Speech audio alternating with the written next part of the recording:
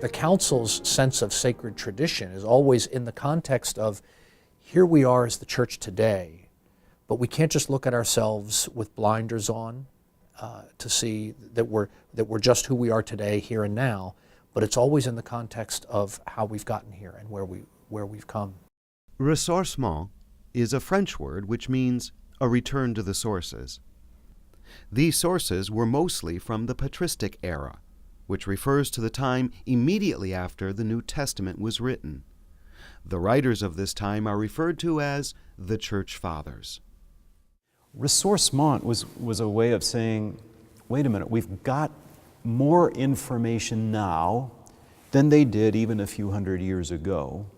And this tells us about how the early church worshiped.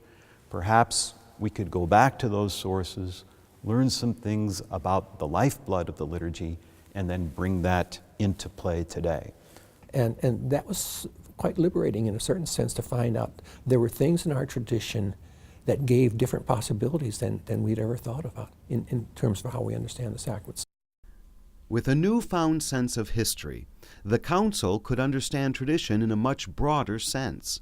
Scholars were able to construct theologies that drew from a wide range of perspectives from the tradition.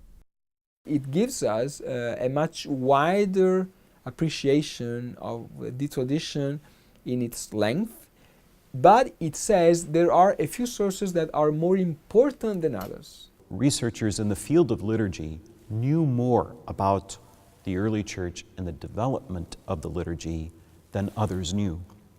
For example, the prayer that we call Eucharistic Prayer 2 is based on one that dates to the 4th century, let's say.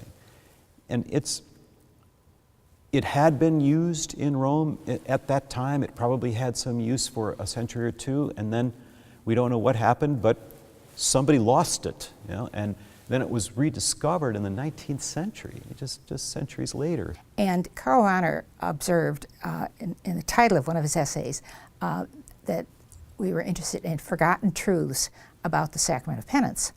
And I thought that there were lots of forgotten truths that had to be resurrected.